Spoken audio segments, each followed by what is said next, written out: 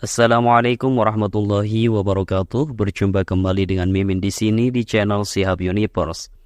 Pada kesempatan kali ini kita akan mengkaji salah satu tokoh terbesar dan paling berpengaruh di dunia, yaitu baginda Nabi Muhammad SAW.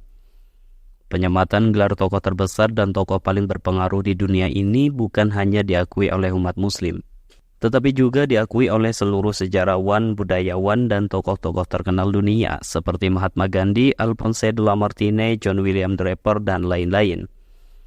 Namun pada video kali ini kita tidak akan membahas Nabi Muhammad hanya dalam satu perspektif saja, yaitu perspektif umat muslim kebanyakan, melainkan kita akan membahasnya dalam berbagai perspektif. Mengingat Nabi Muhammad adalah sosok yang mempunyai peran yang sangat besar, karena selain Nabi, beliau juga adalah seorang jenderal, politisi, kepala pemerintahan, filosof, dan bahkan juga seorang sastrawan.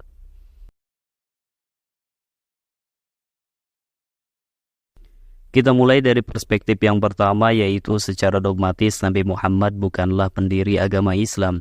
Walaupun banyak orang yang menyebut bahwa Nabi Muhammadlah yang mendirikan agama Islam, tetapi sebenarnya Nabi Muhammad sendiri bilang bahwa dirinya bukanlah pendiri agama Islam, melainkan ia hanya meneruskan dan menyempurnakan risalah-risalah ilahiyah dari para nabi sebelumnya, dan ia hanya menjadi penutup bagi para nabi sebelumnya.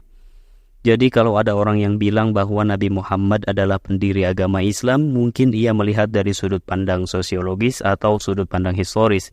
Tetapi dalam sudut pandang dogma agama Islam sendiri, Nabi Muhammad tidak pernah mengaku sebagai pendiri agama Islam. Karena ada nabi-nabi sebelumnya yang diutus ke setiap kaum. Karena setiap suku bangsa di seluruh dunia, bahkan yang paling terpencil sekalipun, pasti diturunkan kepada mereka seorang nabi yang mengajarkan tentang bahwa Tuhan itu Esa dan mengajarkan suatu hari kelak akan terjadi kiamat serta akan terjadi hari pembalasan. Makanya dalam konteks ini sebenarnya Islam itu adalah agama yang universal. Setiap nabi dari suku bangsa manapun itu sebenarnya membawa ajaran ketauhidan, yaitu ajaran yang serupa dengan Islam. Tetapi dalam Islam dikatakan bahwa suku bangsa yang dimaksud itu sering menyelewengkan ajaran nabinya. Khususnya pada kalimat tauhid, mereka merubahnya menjadi ajaran yang lain. Bahkan menurut para sejarawan, agama-agama terdahulu selain Islam seperti Hindu dan Buddha, di dalamnya terdapat ajaran ketauhidan yang sangat kental.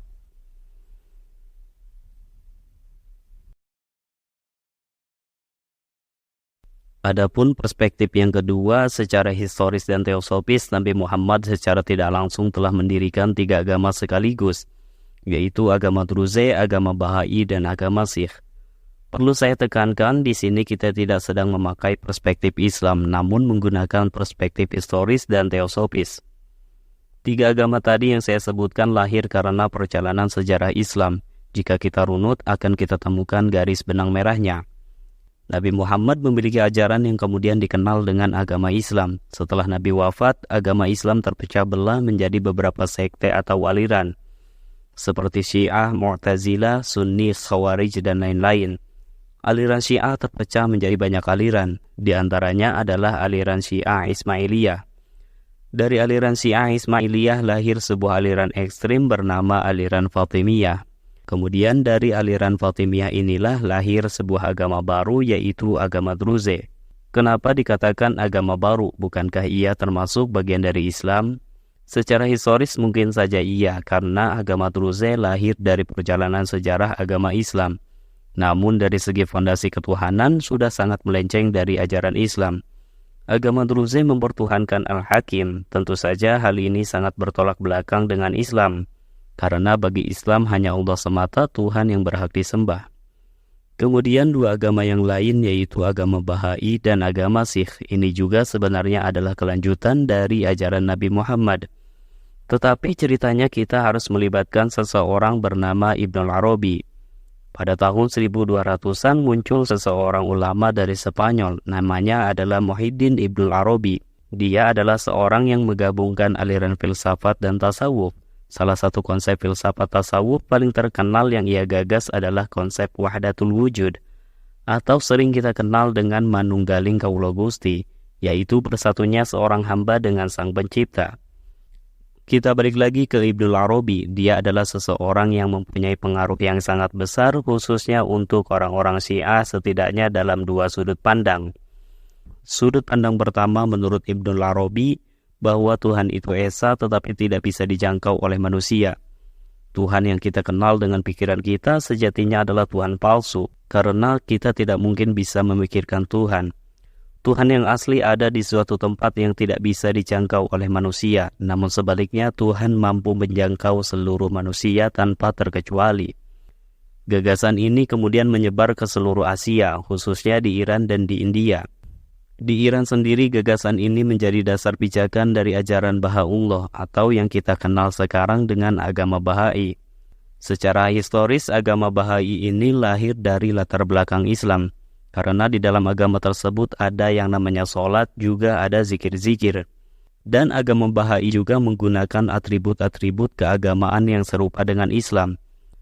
Namun agama Bahai ini sekarang sudah dinyatakan sebagai agama baru, dalam arti bukan bagian dari agama Islam, karena ajarannya sudah sangat menyimpang dengan ajaran Islam. Adapun agama Sikh didirikan oleh seseorang bernama Guru Nanak. Guru Nanak adalah orang dengan latar belakang Hindu. Tapi kemudian Guru Nanak banyak sekali berinteraksi dengan para sufi muslim, khususnya dari aliran-aliran yang dibangun oleh Ibnul Arabi. Dari interaksi itu ia banyak mendapatkan insight baru bahwa Islam dan Hindu sejatinya tidaklah berbeda secara esensial, karena sama-sama tidak bisa menjangkau Tuhan yang Maha Esa, tetapi hanya bisa menjangkau manifestasi atau perwujudan-perwujudan dari Tuhan itu sendiri. Kita dan semua yang ada di sekitar kita adalah perwujudan dari Tuhan itu sendiri. Dari sini kita bisa simpulkan bahwa dalam sudut pandang sejarah, Nabi Muhammad bukan hanya menginspirasi atas munculnya gagasan-gagasan dalam agama Islam, melainkan juga menginspirasi agama lain.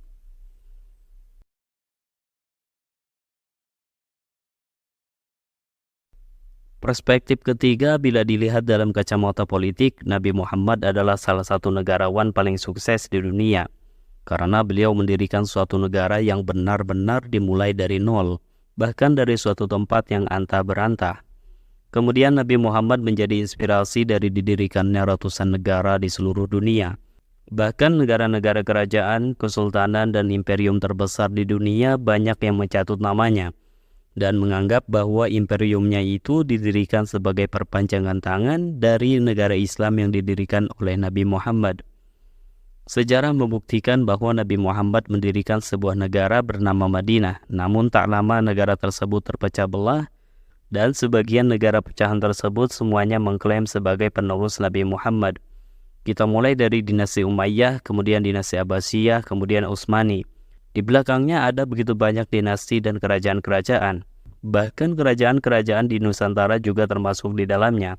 Kemudian di luar itu semua terdapat ratusan kerajaan yang kemudian berafiliasi dengan kerajaan yang pertama kali dibangun oleh baginda Nabi Muhammad. Dalam sudut pandang politik ini, Nabi Muhammad memang telah memberikan inspirasi tentang bagaimana cara membentuk negara. Perlu diingat bahwa Nabi Muhammad juga adalah seorang pemerintahan dan juga seorang politisi, sehingga banyak orang yang menyatakan dirinya sebagai bagian dari pengikut Nabi Muhammad, namun bukan dari segi agama, melainkan dari segi bernegara.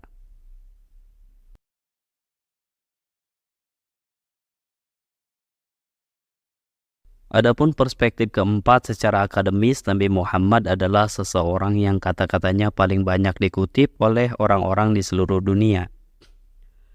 Dari kalangan anak-anak hingga orang tua, dari kalangan buta huruf hingga kalangan profesor, bahkan dari kalangan ustadz hingga kalangan misionaris.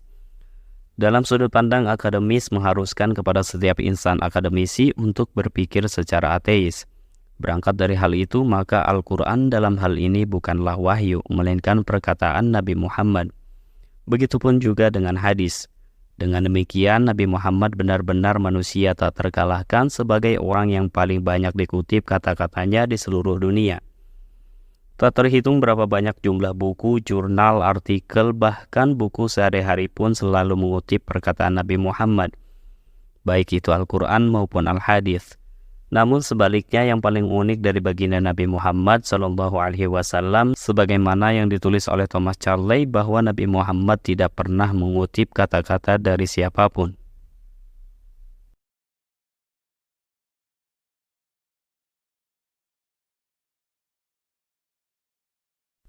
Perspektif kelima, bila ditinjau dalam dunia sastra, Nabi Muhammad adalah seorang sastrawan paling sukses di dunia. Sama seperti sebelumnya, mari kita bahas hal ini dalam kacamata akademisi ateis tadi.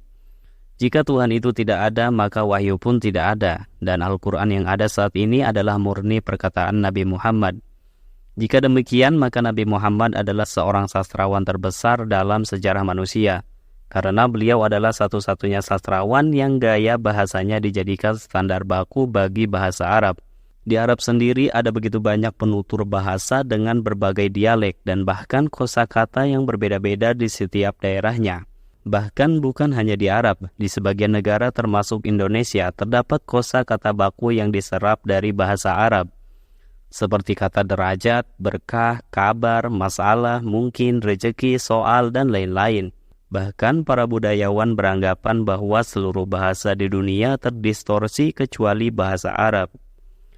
Mungkin itu saja pembahasan kita pada kesempatan kali ini. Semoga video ini dapat menambah wawasan kita semua dan semoga kita mendapatkan insight baru dari video ini.